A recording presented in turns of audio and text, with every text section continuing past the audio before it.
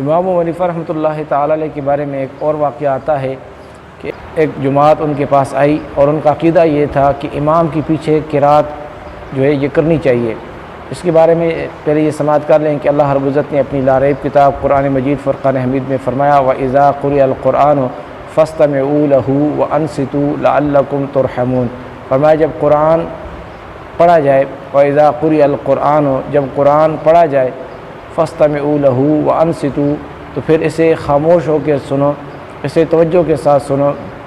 وَأَنصِتُوا اور خاموش ہو جاؤ، لَعَلَّكُمْ تُرْحَمُونَ تاکہ تم پر رحم کیا جائے۔ اب قرآن مجید فرقان حمید میں اس بات کو اللہ رب العزت نے ذکر کیا کہ جب قرآن کی تلاوت ہو تو اس وقت خاموش ہو جانا چاہیے، اس وقت گفتگو جو ہے بند کر دینی چاہیے، اس کو سننا چاہیے۔ تو اب سامعین محترم، جو الحمد شریف ہے، سورہ فاتحہ ہے، یہ بھی اللہ رب العزت کے کلام میں سے ہے۔ تو جب الحمد شریف امام پڑھتا ہے اس وقت خاموش ہو کے سننا جو ہے یہ قرآن مجید فرقان حمید کی روح سے یہ جو ہے بنتا ہے، اور پھر اللہ رب العزت کا یہ حکم بنتا ہے کہ جب قرآن تلاوت کیا جائے تو اسے غور سے سنو، اسے سماعت کرو۔ تو سامعین محترم، جب نماز کے اندر فاتحہ شریف پڑھی جائے، امام جب قرات کر رہا ہو اس وقت مقتدیوں کو جو ہے یہ سننا چاہیے۔ اب ان لوگوں کا یہ جو ہے اس پر یہ دلائل تھے اور وہ یہ کہنا چاہتے تھے اور ان کا یہ قول تھا کہ امام کے پیچھے قرات ہونی چاہیے، جس طرح کہ حدیث مبارکہ میں آتا ہے سرکار علیہ الصلوۃ والسلام نے فرمایا لا صلاۃ الا بفاتحۃ الکتاب، کہ نماز نہیں جس کے اندر فاتحہ نہ ہو۔ اب اس پر یہ قائم تھے اور ان کا یہ عقیدہ تھا کہ جب حدیث مبارکہ میں اللہ کے محبوب نے اس بات کو ذکر کیا ہے کہ لا صلاۃ الا بفاتحۃ الکتاب، کہ کوئی نماز نہیں جس میں فاتحہ نہ ہو، تو اس طرح ان کا یہ جو ہے نظریہ تھا، اس پر یہ دلائل دے رہے تھے کہ بھئی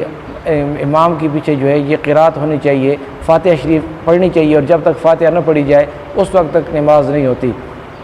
امام ابو حنیفہ رحمۃ اللہ تعالیٰ علیہ نے ان کی یہ بات سنی اور سننے کے بعد فرمایا کہ تم ایسا کرو کہ اپنے جو ہے جتنے بھی تم لوگ ہو، تم اپنے میں سے کسی ایک کو سربراہ بنا رہو جو مجھ سے مناظرہ کرے، جو مجھ سے گفتگو کرے اور میں اس کے سوالات کے جوابات ادا کروں۔ انہوں نے ایک شخص کو اپنا جو ہے پیشوا بنا لیا کہ بھئی ہماری طرف سے یہ بات کرے گا، اور اگر یہ جیتے گا تو ہمارا جیتنا ہوگا، اور یہ ہارے گا تو پھر ہمارا ہارنا ہوگا، اور یہی آپ سے مناظرہ کرے گا۔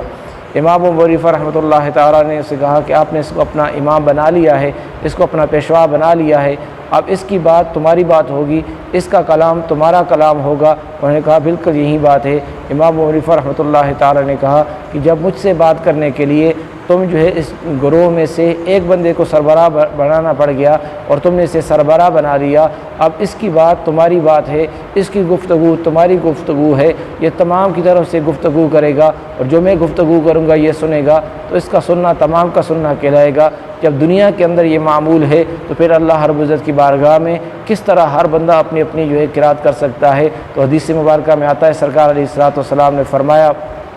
کہ امام کی قرات مقتدی کی قرات ہے، یعنی امام جو قرات کرتا ہے وہیں قرات مقتدی کی ہے۔ اب یہ دو حدیثیں جو ہے بالکل ایک جیسی سرکار علیہ الصلوۃ والسلام کی جو ہے آ گئی۔ ایک حدیث یہ ہے کہ فاتحہ کے بغیر جو ہے نماز نہیں ہو سکتی، دوسری حدیث یہ ہے کہ امام کی قرات جو ہے یہ مقتدی کی قرات ہے۔ اب سامعین محترم، جب دو حدیثیں ایک دوسرے کے مخالف آ رہی ہیں تو ان کی ایک ترتیب بنتی ہے، جب ان کی ترتیب دیا جائے گا تو پھر یہ حکم بنے گا کہ جب جماعت کے ساتھ نماز پڑھی جا رہی ہے، جب جماعت کے ساتھ نماز ہوگی تو اس وقت امام کی قرات مقتدیوں کی قرات جو ہے تصور کی جائے گی، اور مقتدی خاموشی سے جو ہے اس قرات کو سنیں گے، چاہے جہری نماز ہو چاہے جو ہے سری نماز ہو، یعنی ظہر یا عصر کی نماز ہو جس میں بلند آواز سے قرات نہیں کی جاتی، یا وہ نماز ہو تو اس میں امام قرات کرے گا اور مقتدی جو ہے یہ خاموش رہے گا۔ اور جہاں پر یہ حدیث آتی ہے کہ لا صلاۃ الا بفاتحۃ الکتاب، وہاں پر یہ جو ہے اس کو اس ترتیب سے رکھا جائے گا کہ جب کوئی اکیلے نماز پڑھ رہا ہو، بغیر جماعت کی نماز پڑھ رہا ہو، تو جب تک فاتحہ نہیں پڑھے گا اس وقت تک اس کی نماز نہیں ہو سکتی۔ جب جماعت کے ساتھ نماز پڑھے گا تو امام کی قرات اس کی جو ہے قرات جو ہے تصور کی جائے گی، یعنی امام کی قرات کرنا مقتدیوں کو جو ہے یہ اس کو مقتدیوں کی قرات جو ہے اس سے ثابت ہو جائے گی۔ اس بات پر امام ابو حنیفہ رحمۃ اللہ تعالیٰ علیہ نے اس کو ان پر یہ بات واضح کر دی، اور وہ اس بات کو ماننے کے لیے تیار ہو گئے کہ بالکل امام ابو حنیفہ رحمۃ اللہ تعالیٰ علیہ سچ فرما رہے۔ اللہ رب العزت کی بارگاہ میں دعا ہے ہمیں سمجھ کر عمل کی توفیق عطا فرمائے۔